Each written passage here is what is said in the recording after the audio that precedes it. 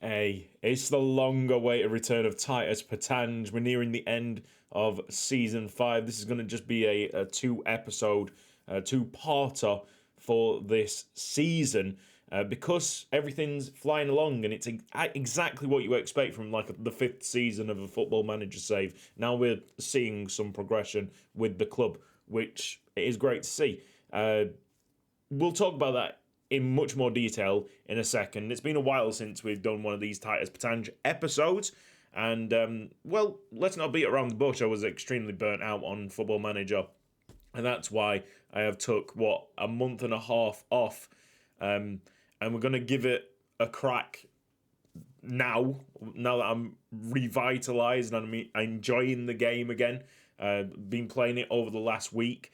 And yeah, we're gonna try and get this series done. It was in the balance during my time off, but you know what? The time off, the break has really helped.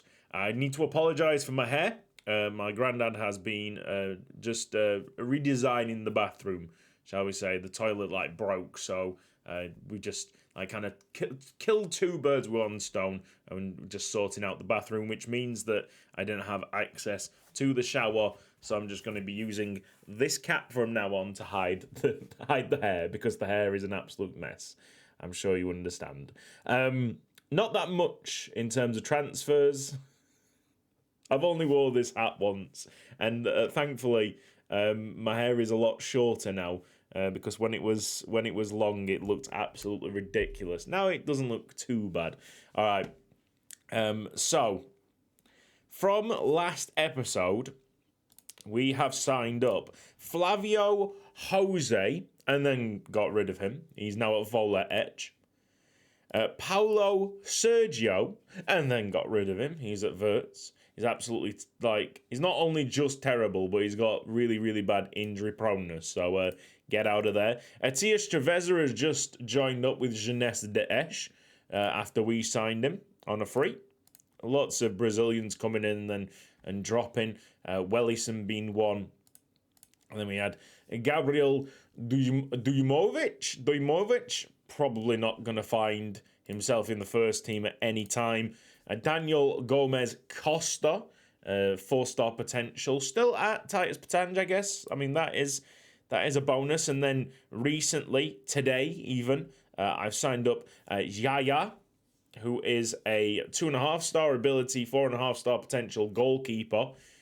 Will definitely be competing with, let's try and find him, Inigo. Who I decided to go out on loan. I decided to push him out on loan, all right, even though he was our first team keeper, because I knew Yaya was coming into the side. Solar is terribly unhappy with me, and I don't think that that communication is ever going to get better, to be honest. I think that relationship has broken down. So Solar's probably going out of the club. I wanted to keep Inigo and Yaya happy, so the only way to keep them happy at the second part of this season was to send one on loan and one as our first team goalkeeper. And we are flying in the league, so I've got nothing to really worry about.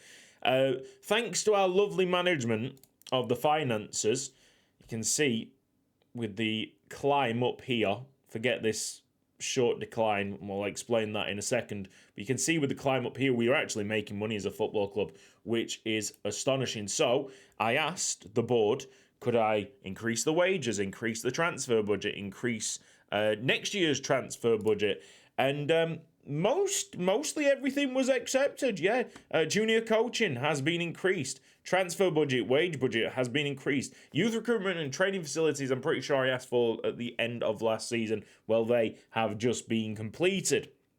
I've got a coaching course for myself, so I think I'm going to Continental A now. I've nearly finished the coaching courses already with 5 seasons done. And there you go, increase next season's transfer budget. So a lot of board requests accepted. Then I got news that there was going to be a transfer takeover, but thankfully that has collapsed. That's not been rejected. It was about to go through, but that has collapsed. So we've still got the same board. It is all looking grand. Okay. back to the transfers. This one's a bit of a disappointment, but I think like most of these centre backs are gonna pop up as 4.5 stars, and I'm not taking it as a complete L now because I think top of the squad. Just sort out the potential. Top of the squad here, I think Costa Perez is probably a 170 player, which means that maybe 150s turn out to be 4.5 stars. That's my guess. He looks like someone. He's only 19 years old. He's insane. He's still growing quite easily. The ability, the progress bar is there for all to see. Yeah, I think there's a lot more to get from him. Tim Bayer is doing really, really well. To say that he's been fluctuating in potentials from 4-star, 4.5-star, 5-star. I always thought that he had something extra. So he might be a 160 player. But it's all about Ludmir Costa Perez at this moment in time. I think he is pushing the potential so far that Vigilotti, who we got from Italy, might not actually be a bad player. We did spend a lot of money on him, but also money that we unlocked by being a very good run club. So it's not that much of an L because it's an extra player because of how well we run the club. And Juan Valencia, who was a pre-transfer, a sorted out transfer from, I think the last time that I played this. Not this week, but like a couple of months back, sorted out the Colombian coming in, a left back. He's not got bad stats, and he's a realist, which I like as a personality, especially in a small club like this. A realist really does help. So that's all the transfers coming in. That's a total of £1 million. And then outwards going, there's not that much. From where we were, Lucas Antonio, must have gone out on loan to Jeunesse de Esch. And then we had Vieira being sold for 13.5 million. You won't be able to see this, so just trust me on this, guys. Inigo going out on loan to Jeunesse de Esch. That's another loan out for Gabriel Dumovic. We just signed up. He's gone to Jeunesse Canache. And Erinaldo was sold to Fuller Etch for 18k. So I think that's not actually bad money for someone that we got on a free and we're not really playing and he's not really got potential. So it's just a bit of money back. So it's not a crazy episode like the last one. I remember the last episode went about 52 minutes. I think that was the straw that broke the camel's back, to be honest, because it was just so long and drawn out, and I was tired at the end, man. The last month and a half has done as well. So this is the current first team. I don't think I'll need to flick through it. I'll flick through it next season, I think, whilst we're talking about what has gone on, because there's a lot of pre-agreed transfers, and I'm really excited about some of them. I've been really utilising the next season transfer budget. We've done well with the transfer budget this year, but next season's transfer budget was quite significant, like 500,000 to what would have been probably 1 million after I asked for more money next season. And I'm expecting more money anyway next season because of how well the finances are. Next season, it's forecasted to be 158k. I think it's going to be way more than 158k because that's kind of how it goes if you do really well financially. And I can't actually believe how well we're doing really financially. Some of it is to do with our performances in the Europa Conference League, and I will go through that now. We get to the group stage, all groups. Unfortunately, we didn't qualify. But we picked up 8 points, and every time we win, we do get a lot of prize money in comparison to everybody from Luxembourg. So we do have a massive advantage in that because no other Luxembourg clubs qualified, I don't think. I wouldn't imagine so. We didn't finish last. Sarajevo finished last with 3 points, 8 points for us. Jablanek got a draw against Zenit at some point, and it kind of crushed our qualifying chances. But look, that's how close we are now to qualifying out of the Conference League group stage. So maybe next year, with the right draw, you never know. Also, with the wrong draw, we might not even qualify for the group stage itself. So it's unless it's an instant qualification to the group stage, which it could be now. It could be. I can't imagine the Luxembourg League has stayed the same for the last 5 years, because we've been punching above our weight. We should have got our ranking higher up. What else to talk about? Let's talk about what's been happening in the BGL League, the Luxembourg League. We are absolutely soaring, and I wanted to choose this particular game that we're just about to play, Jeunesse d'Esch at home, because I don't think it would mean that we'd win mathematically, but it would be the absolute final nail in the coffin, because this is what I expected after our first league win to happen. Jeunesse d'Esch fought bravely last season and winning the league title, but what a response. What a response from Titus Pétange to get us into this position. 25th of February, cruising along. We're going to have Bayer as our deep line playmaker.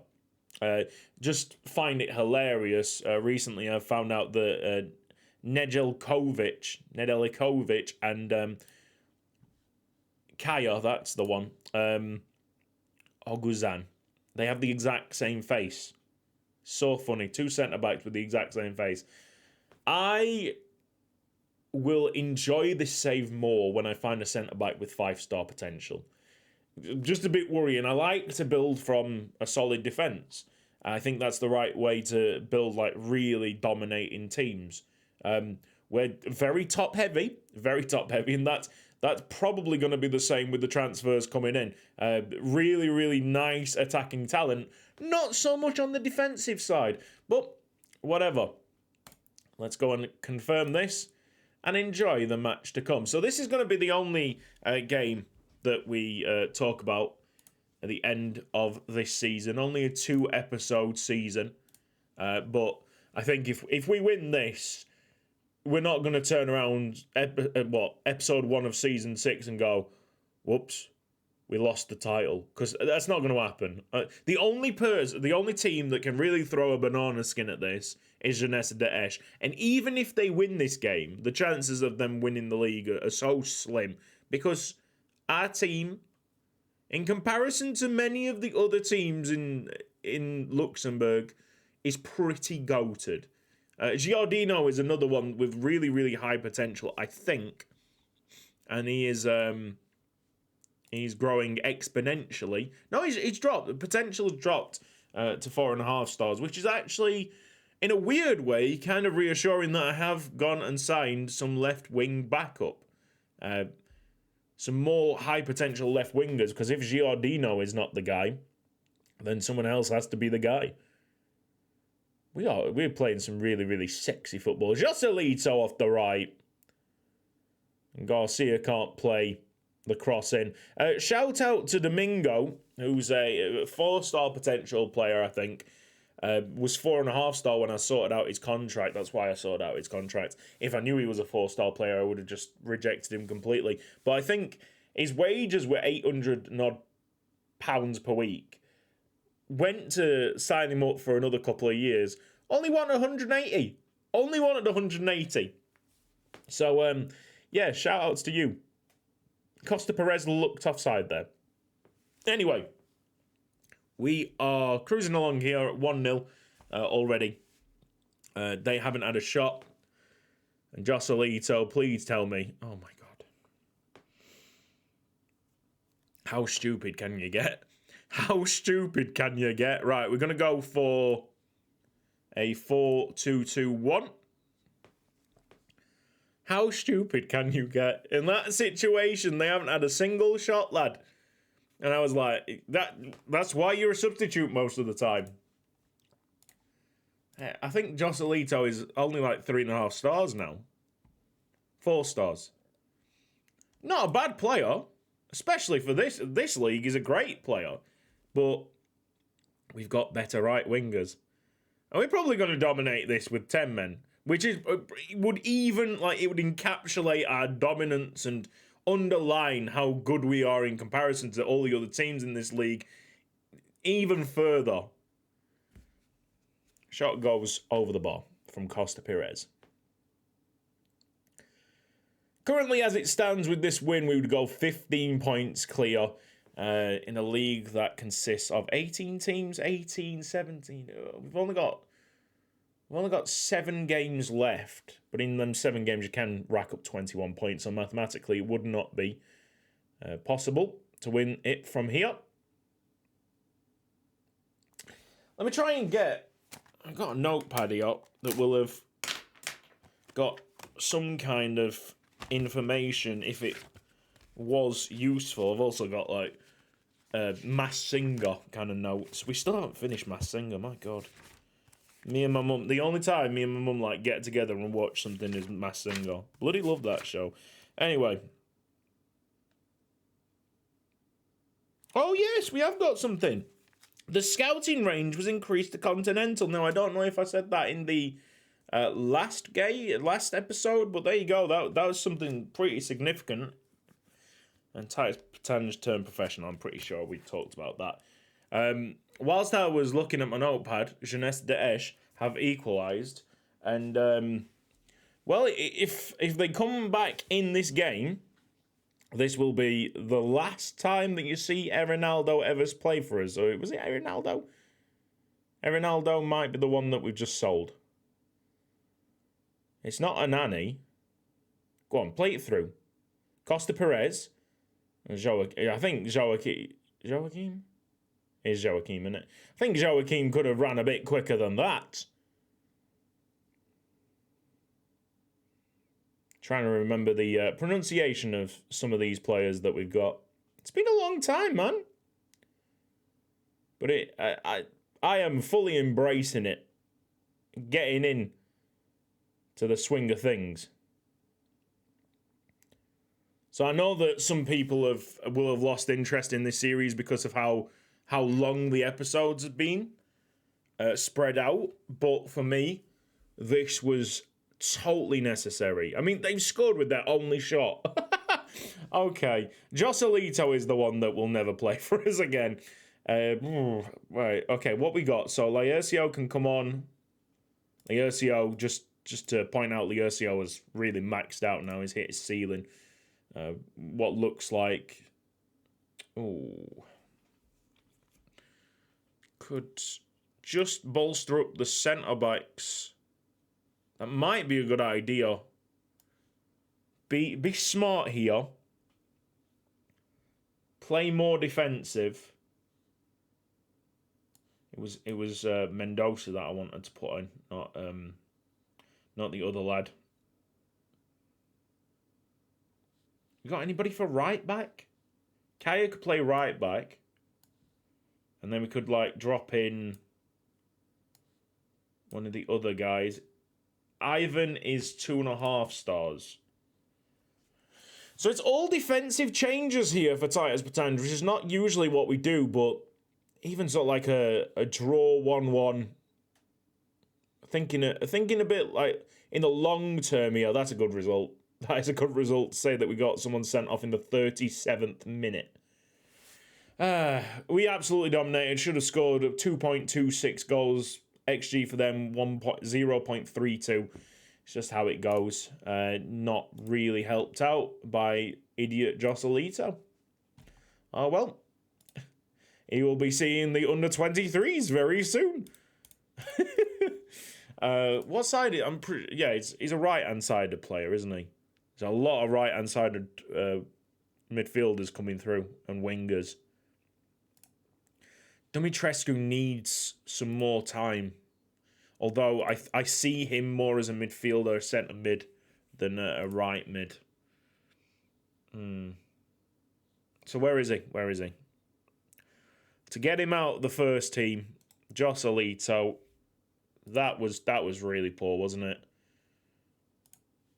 But his potential is high. Maybe not. Something's happened here, hasn't it?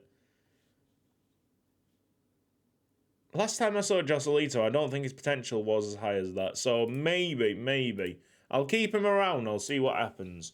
But outside of that, we got any decent right mids to report on right now in the club? No, they're all like signed up, ready to go for next season, and I'll talk about the new signings next season at the top of next episode. Not a win here, not claiming the title, but it's going to happen, and I will confirm that at the start of season 6. Cheers, and I hope you like the fact that this episode is back. Now I can take off this ridiculous hat and keep on playing this game. See you later.